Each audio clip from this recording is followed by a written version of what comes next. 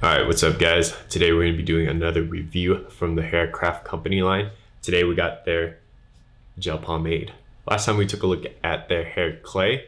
That was essentially on one end of the spectrum of what's available on the market. We got something super dry, super waxy, and somewhat heavy.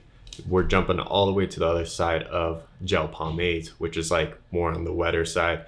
If you guys take a look at the product, it'll be like very jelly and like, I don't even know how to, it's kind of like jello almost looking, but what you usually end up getting is either like a super crusty kind of finish where it's like suavecito, kind of hardens up, kind of freezes your hair in place, or you get something along the lines of like Dick Johnson, where it's just like somehow still oily and wet and just soft.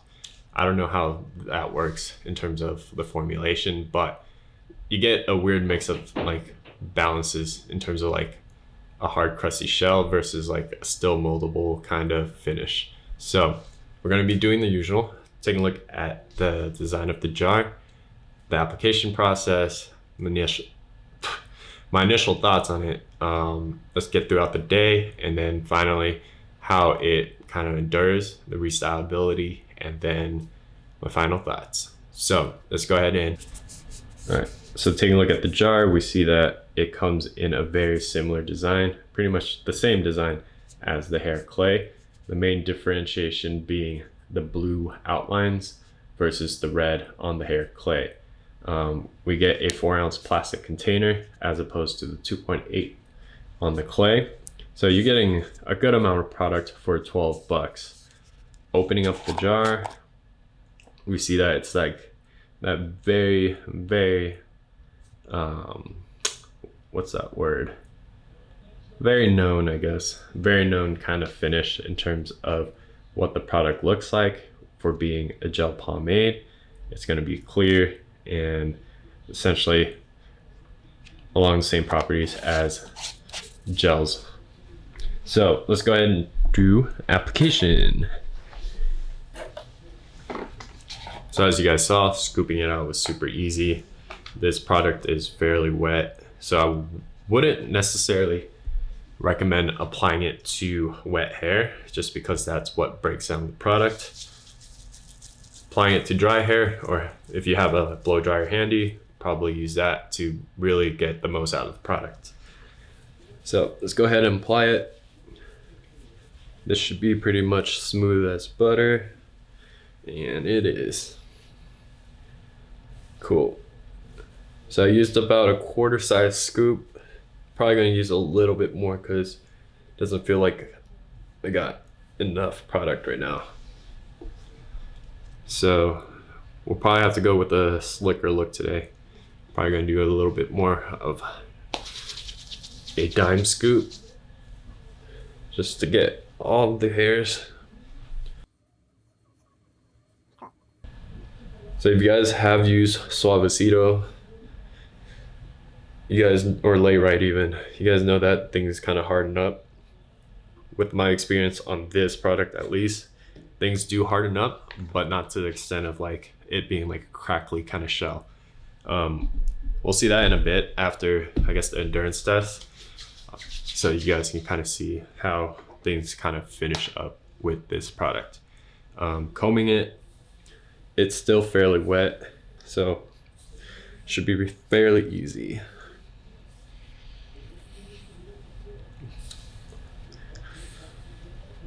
So as you guys can kind of tell, it's not necessarily holding everything down because I do tend to need a stronger hold. This is, I believe, a medium hold. Let me double check. So the product itself is listed as a medium to strong hold. Hopefully more hold comes from it as the product dries.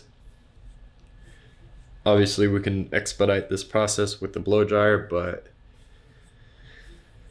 right now we're in the midst of a crazy heat wave. I think it's 116 or 17 outside, so don't want to really stress out the whole power grid and cause any blackouts. So I'm going to refrain from using that and kind of work with what I usually do, which pretty much works all the time. Blow dryer is just a nice cheat. As you guys can see, the hold is a good, for sure, a solid medium to strong hold. It's very light in terms of how it feels in your hair.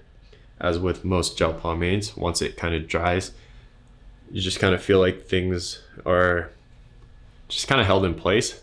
The only issue is that if you kind of mess with it more and more, things do kind of get frizzy and kind of not crumble away, but things just get poofier. It's like almost adding more and more static to your hair at some point. So right now we see that it's not going to be a super slick or super like wet finish. It's more on the matte side, even though it's listed as a 3 out of 5. I'm just getting like a pretty matte finish once it dries up. So right now you guys can already see it's already like drying up. You see that it's not like super crackly. It's dry for sure, but definitely not along the lines of like something that's like frozen in place. Gives you a good amount of volume. Definitely on my right side where I was able to cut my hair fairly well, as opposed to this left side. I'm still trying to figure out. So to sum things up, we got decent amount of volume, 3 out of 5. Yep, 3 out of 5 shine. I'm getting more of like a 1 or 2 out of 5. It's a fairly matte product, correct me if I'm wrong, but once the product has dried up, it's fairly subtle in terms of like how much shine there is. In terms of hold, we have a 4 out of 5. Yes, that's definitely true.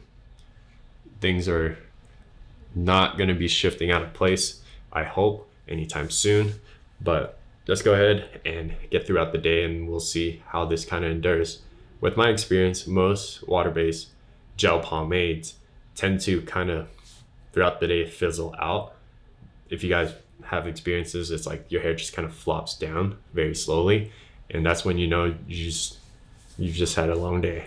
So if you guys see me like that in a couple hours, you guys know that this is along the same lines of that. So we'll see.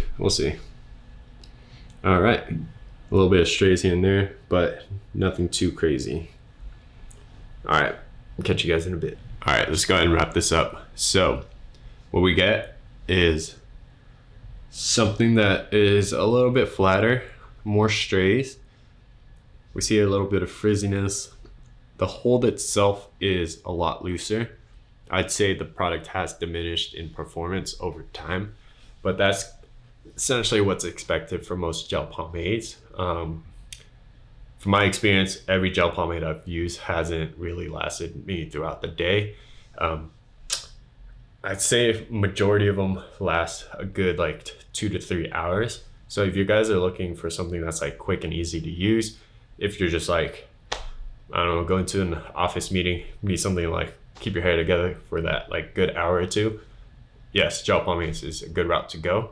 But in terms of like an all-day performance, I'd say this gel pomade would last. We can go ahead and restyle it and see. So the more I restyle it, the more like dry it feels. It just feels like I'm creating more and more strays. But compared to like Suavecito or Layrite, this isn't a crazy hard crusty shell where if you do try and restyle it, that's pretty much game over. For this, it's still doable, very much doable, but don't expect a very sleek finish at the end of the day for this gel pomade. Overall, it's a solid product. For $12, you can't really beat that. Pretty much performs to what it's advertised as.